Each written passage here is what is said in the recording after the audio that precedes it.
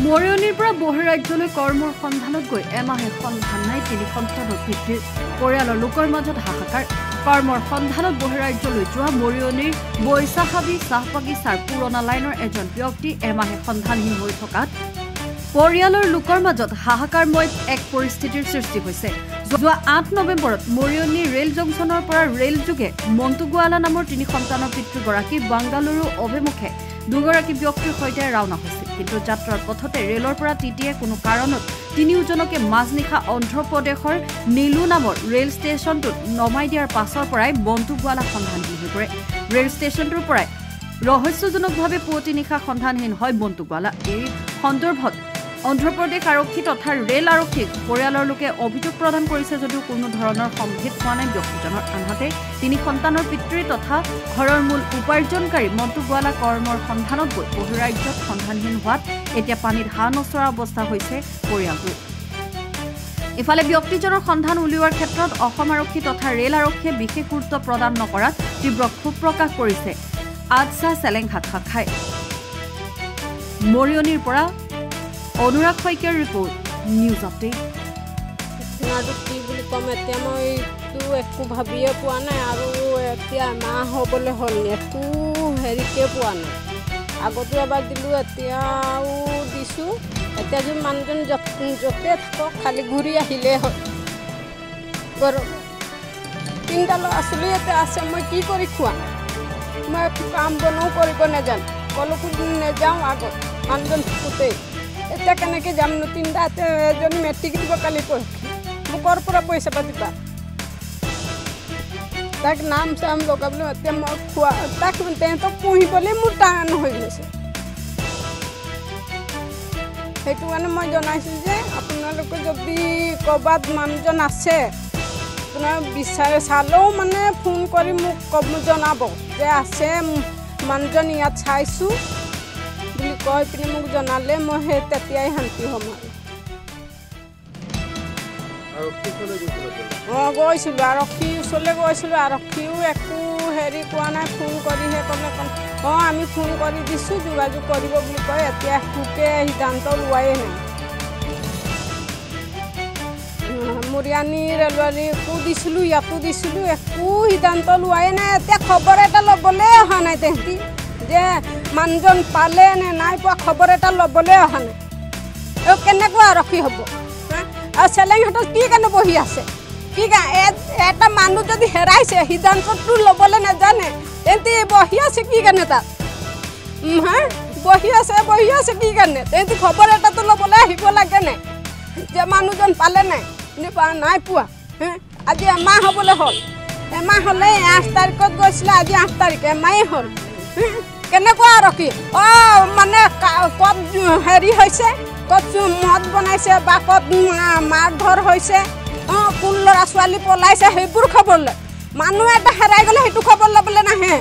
কাৰ ঘৰত কি দুখ হৈছে সেইটো খবৰ ল'বলৈ নাহে মোৰ 3টা ল'ৰা ছোৱালী আছে মই কি খাইছোঁ কি নাই সেইটো এবাৰ আহিছে নাই সুধিবলৈ তেহেঁতি এবাৰ এদিন হ'লে সুধিবলৈ আহিছে নাই বা কাৰোবাক পঠিয়াইছে নাই সুধিবলৈ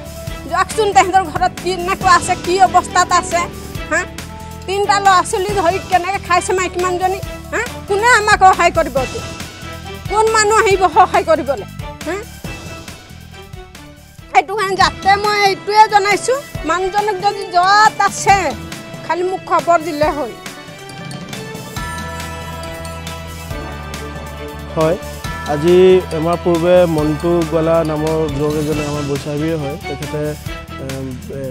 কৰ্মৰ বাবে বেংগলোৰ গৈ আছিলে আৰু গৈ থাকোঁতে অন্ধ্ৰপ্ৰদেশৰ নেৰুল প্লেটফৰ্মৰ পৰা হঠাতে সন্ধানহীন হৈ পৰে আৰু আজি এমাহ হৈ গ'ল এমাহ পূৰ্বে আমি আৰক্ষীক চেলেংঘাট আৰক্ষী চকীত আমি জনাইছিলোঁ আৰু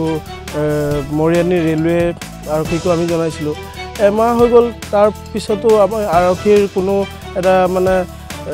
ব্যৱস্থা আমি দেখি পোৱা নগ'ল আৰু আমি ধিক্কাৰ জনাইছোঁ আৰক্ষীক যে আজি এমাহ হৈ গ'ল তেখেতৰ কোনো বিচাৰ কৰা বা কিবা এটা একশ্যন লোৱা আমি যেনে হিচাপে দেখিব লাগিছিলে তেনেকৈ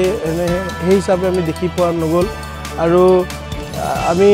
আদছা চেলেংঘাট উপশাখাৰ তৰফৰ পৰা অসম চৰকাৰক আৰু ভাৰত ভাৰতীয় ৰেলৱে বিভাগকো আমি অনুৰোধ জনাইছোঁ আমাৰ মণ্টু গোৱালা নামৰ যিজন যুৱক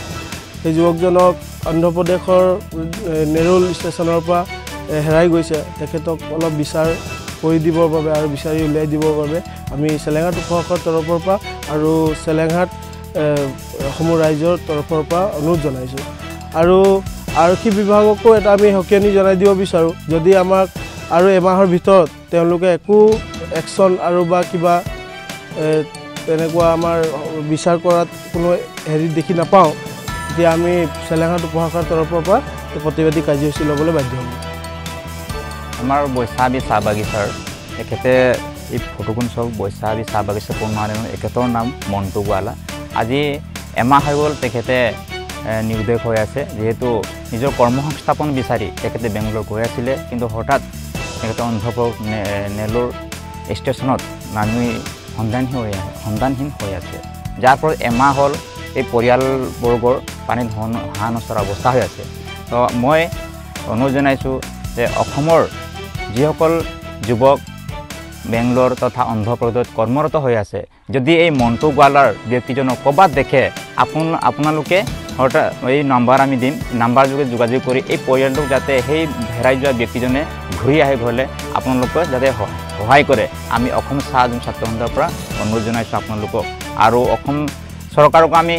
অনুৰোধ জনাইছোঁ মুখ্যমন্ত্ৰী ডাঙৰীয়া ৰেলৱে বিভাগত অনুৰোধ জনাইছোঁ অসম আৰক্ষীক অনুৰোধ জনাইছোঁ যে এই পৰিয়ালটোক যাতে এই মণ্টু গোৱালা ব্যক্তিজনক বিচাৰত সহায় কৰে আমি জানিব পাৰিছোঁ যে তেওঁ পৰিয়ালবৰ্গে প্ৰশাসনৰ ওপৰত গৈছিলে ৰেলৱে পুলিচৰ ওপৰত গৈছিলে কিন্তু তেওঁলোকৰ গাফিলতিত বৰ্তমান আজিলৈ পৰিয়ালটোক সহায় কৰিব অহা নাই পাইছে নাই সুধিবলৈ অহা নাই কিন্তু আমি অসম চাহ ছাত্ৰ সন্থাৰ পৰা ধিক্কাৰ জনাইছোঁ যদি তেওঁলোকে ইয়াৰ কোনো ব্যৱস্থা নলয় তেতিয়াহ'লে আমি জংগী আন্দোলন কৰিম আৰু যদি তেওঁলোকে বিচাৰি নিদিয়ে আমি তেতিয়াহ'লে অসম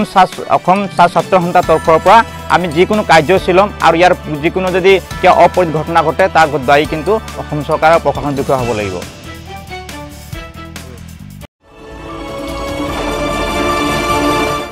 আপুনি আপোনাৰ সপোনৰ ঘৰখন সাজিম বুলি ভাবিছে নেকি ভাল ইটা আপুনি ক'ৰ পৰা আনিব বুলি ভাবি নিশ্চয় হাবাথুৰি খাইছে পিছে এতিয়া আৰু চিন্তাৰ কাৰণ নাই কাৰণ নাজিৰাবাসীৰ এই চিন্তা এতিয়া দূৰ কৰিব NRI ইটা ভাটাই আন ইটা ভাটাতকৈ 10% ৰেহাই মূল্যত পাব ইয়াত ইটা এডভান্স বুকিং কৰিলে পাব ইয়াতকৈও অধিক ৰেহাই ইয়াত আধুনিক টেকনলজি তথা বিভিন্ন ধৰণৰ ইটাত পাব A-ক্লাছ ইটা ফোন যোগেও লোৱা হয় ইটাৰ অৰ্ডাৰ লগতে পাব হোম ডেলিভাৰীৰো সুবিধা আমাৰ ঠিকনা NRI bricks factory Nazira phone number 7637894800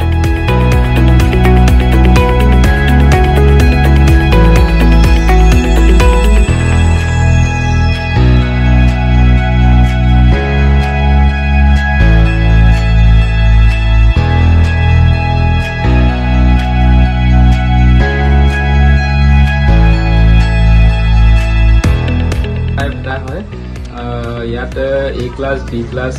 কুকুৰা আৰু জেম ব্ৰিক্স পোৱা যায় তাৰ কোৱালিটিটো বহুত ভাল এইটো হাৱা ভাটা হয় যোনটো নেকি মানে ইটাটো কোৱালিটি আৰু মেইনটেইন কৰা হয় আৰু ডিছকাউণ্ট প্ৰাইজত মানে ডেলিভাৰী দিয়া হয় আপোনালোকে